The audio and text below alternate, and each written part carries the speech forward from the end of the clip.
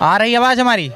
Top तक news में आपका हार्दिक स्वागत है। हमारे साथ एक शख्स हैं और जो श्री रामचरितमानस पर हो रही टिप्पणियों के विवादित आपत्तिजनक जो शब्द हैं उन पर कुछ विशेष बात करने वाले हैं और हमारे साथ जुड़ चुके हैं पवन। क्या नाम है आपका? पवन जी तो है। कुमार जी। तो जिस तरीके से स्वामी प्रसाद मौर्य ने श्री रामचरितमानस पर जो टिप्पणियाँ की हैं इस पे आप कहाँ तक सच मानते हैं और कहाँ तक ये तो नहीं कि सिर्फ राजनीतिक मुद्दा और रोटी सेकी जा रही है इस पर?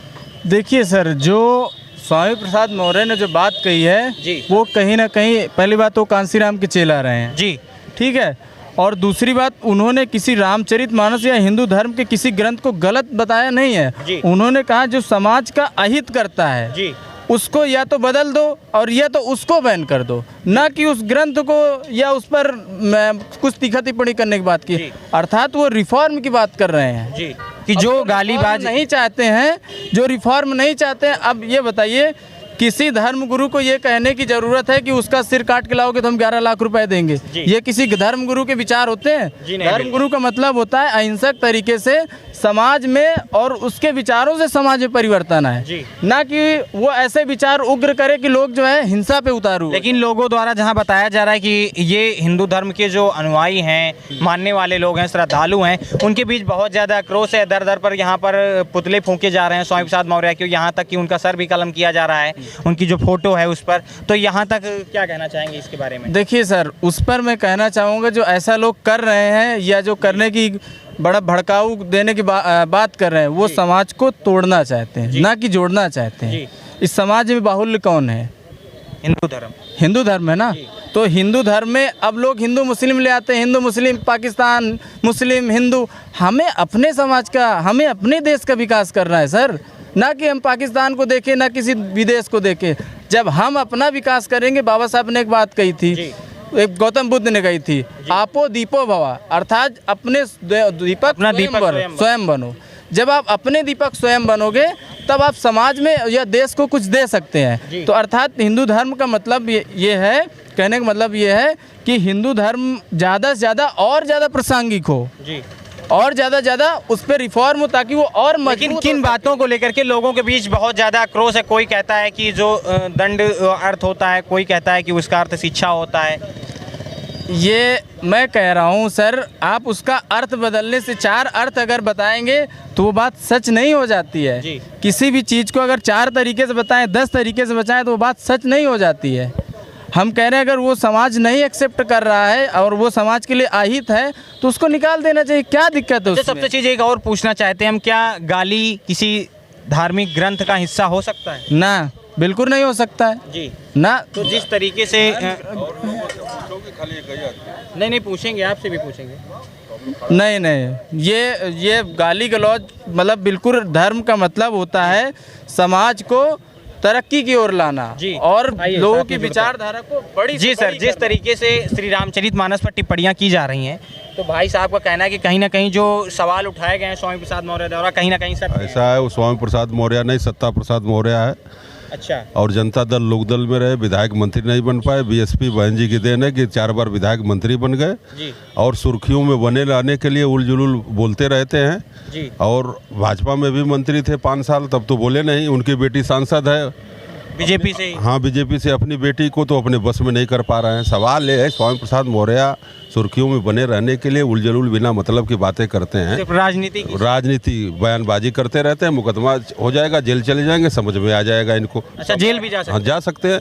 सम्राट अशोक ने कहा है किसी भी धर्म की निंदा और किसी भी धर्म की प्रशंसा नहीं करनी चाहिए। भगवान बुद्ध, चाहे बाबा साहब अम्बेडकर हो, चाहे कोई भी पढ़ा लिखा विद्वान आदमी हो, बाबा कहीं उनके विपक्ष में भी बहुत सारे लोग उतरे हुए हैं, लेकिन जितना विपक्ष में उतना ही पक्ष में बहुत हम कह रहे हैं आप भारतीय संविधान की बात क्यों नहीं कर रहे हो? भगवान बुद्ध बाबा साहब की बात क्यों नहीं करते हो?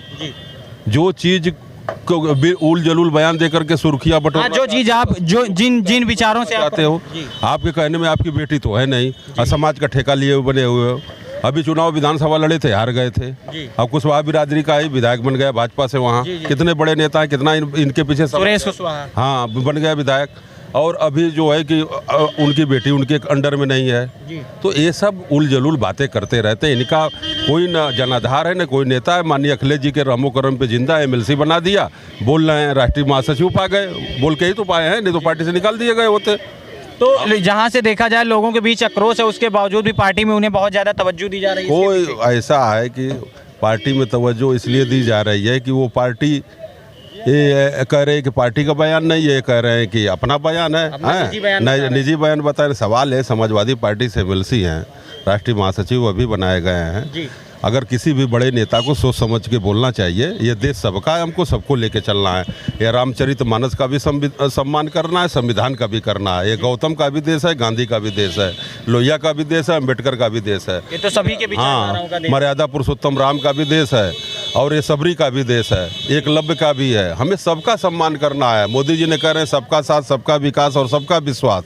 तो कहीं ना कहीं जो स्वामी प्रसाद मौर्य ने आपत्ति की है, सर का कहने का मतलब सिर्फ ये कि राजनीतिक मुद्दा है, कहीं ना कहीं ये सिर्फ भटकाया जा रहा है।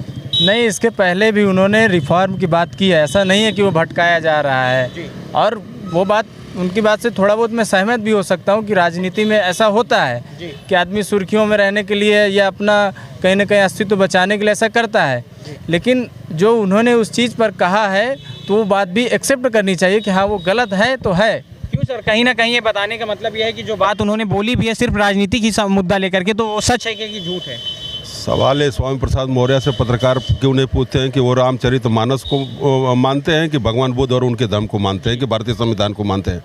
उससे अच्छा भारतीय संविधान की वो तो अपने बयानबाजी पर अड़े हुए हैं और बयानबाजी पर बयान बहादुर है। भारतीय संविधान का एक आर्टिकल पे बात करते, आर्टिकल 19, हाँ 19 पे बात, 18 पे बात करते जी, और 344, 45, 41 पे बात करते। इस पे ऐसा है बिना मतलब कि जिसको कोई जानता नहीं, हाँ जानता नहीं, चर्चा में सुर्खियों में आने के लिए उलझुल बयान करते रहते हैं। और उम्र भी ज़्यादा हो गई है और उम्र की भी उनकी प्रॉब्लम हो गई है, अब उनको आराम करना चाहिए। अच्छा। हाँ, और तो शायद मोदी जी तो उनसे भी ज़्यादा, मोदी जी प्रधानमंत्री हैं, गंभीर आदमी हैं और मोदी जी तो मोदी जी को आराम नहीं करना चाहिए। मोदी जी आज तक बीमार नहीं हुए। आप देखते हैं होली दीपावली से लेके जाके सैनिकों के साथ मनाते हैं। मोदी जी ईश्वरवादी आदमी है। मोदी जी कभी झूठ नहीं बोलते। मोदी जी कभी किसी के खिलाफ नहीं बोलते। राजनीति झूठ, अगर कोई नेता जब तक नहीं बोलेगा तो वो पार्टी में आ ही नहीं पाएगा सत्ता में। अच्छा सर, सबसे ज्यादा तो झूठ का इस्तेमाल होता है। तो राजनीति क्या झूठे शब्दों से होती है? अरे सर बिल्कुल, लोग जब तक नहीं करेंगे, किसी को बहकावे में नहीं लाएंगे, तब तक आप वोट कैसे देंगे भाई? काहे के लिए आदमी ये अपना मेन्यू कार्ड दिखाता है? हम लोग जाते हैं, अगर किसी शॉप में हो गया, ये राजनीति अपनी अपनी पार्टियां जो है मेन्यू कार्ड, तो बिना झूठ शब्द के राजनीति चलती ही नहीं है। कैसी बात कर रहे हैं? ऐसा है, देखो राजनीति जो है, पॉल वेस्टर ने कहा था कि पैसा कमाने का माध्यम नहीं बल्कि लोगों के जीवन स्तर को ऊंचा उठाने का माध्यम है। आज भारत में पहला प्रधानमंत्री है। गुरु रविदास जी ने कहा, ऐसा चाहू राज में मिले सबन कौन, छोट बड़ सब बसे रविदास रहे प्रसन्न। आज सभी गरीब को अन्न मिल रहा है, गरीब से अमीर आदमी सभी प्रसन्न है माननीय मोदी जी के राज में। रविदास जी की नीतियों पे मोदी जी चल रहे हैं। रविदास जी ने ही कहा था, सबका साथ, सबका विकास और सबका विश्वास। तो कहीं ना कहीं जब हिंदू धर्म में भेदभाव होता है तो उसके पीछे क्या कहना चाहेंगे? हिंदू धर्म में भेदभाव होता है तो हिंदू धर्म थोड़े नहीं गलत है, भेदभाव करने वाले लोग गलत हैं। जी जी, भारतीय संविधान में हम कह रहे हैं कोई एक मिलती है सर, उनको सीख कहाँ से मिलती है? लेकिन एक चीज और भी देखा जाए, कोई भारतीय संविधान की प्रति जला रहा है तो जलाने वाले का दोष है कि भारतीय संविधान का दोष है? जलाने वाले का। गांधी ने कहा था कि पाप से नफरत करो, पापी से नहीं। जी, तो देखिए, रामचरितमानस भी अपनी जगह सही है, भारतीय संविधान भी सही है, गीता भी सही है। अब हमको उसको मानने वाले लोग हैं जो अपनी विचारधारा जैसे, अब हम जैसे नजर से, जैसा हमारा नजरिया होगा वैसे ही तो चश्मा लगाएंगे हम। हमारी जैसे आंख होगी वैसे ही तो हम देखेंगे, चश्मा लगेगा हमारा। तो अपना आंख का लेवल बढ़ाएं और चश्मा का लेवल भी बढ़ाएं, चश्मा बदलें।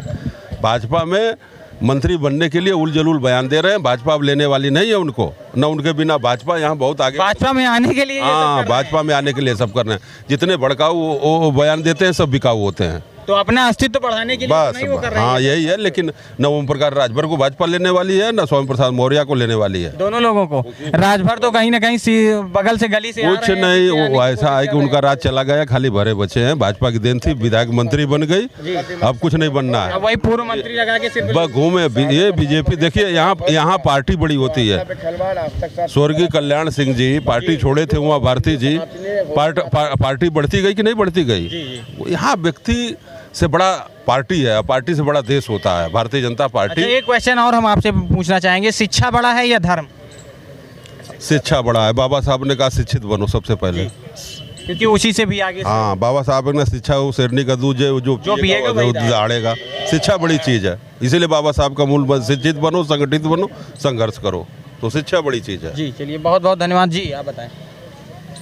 क्वेश्चन करिए। क्वेश्चन ये है कि जिस तरीके से सर ने कहा, जो विचार है उनके द्वारा रखे गए, उन्होंने कहा कि सिर्फ सुर्खियों में बने रहने के लिए वो ऐसा कर रहे हैं। देखिए, वो मैंने कहा कि हो सकता है कि वो ऐसा कर रहे हैं, लेकिन कहीं ना कहीं अगर हम कह रहे हैं कि जो आप हिंदू धर्म की बात कर रहे हैं, हिंदू राष्ट्र की बात कर रहे हैं, आप हिंदू राष्ट्र किसी 2-4 आदमी को लेकर के तो हिंदू राष्ट्र नहीं बना लेंगे। जी जी, बना लेंगे क्या आप हिंदू राष्ट्र? नहीं। जब समाज को इकट्ठित करेंगे, संगठित करेंगे, जब समाज आपसे सहमत होगा तभी तो आप हिंदू राष्ट्र बनेगा। ये थोड़ी ना है कि 85% को तो कहीं ना कहीं लोगों का कहना है कि सुर्खियों में बने रहने के लिए स्वामी प्रसाद मौर्य ऐसा कह रहे हैं, और कह रहे हैं कि उनकी एज भी ज़्यादा हो गई तो अब उन्हें राजनीति से संन्यास ले लेना चाहिए। सभी खबरों के लिए बने रहे हमारे साथ टॉप तक न्यूज़ में। मैं सिद्धार्थ मौसम, संवाददाता, लखनऊ।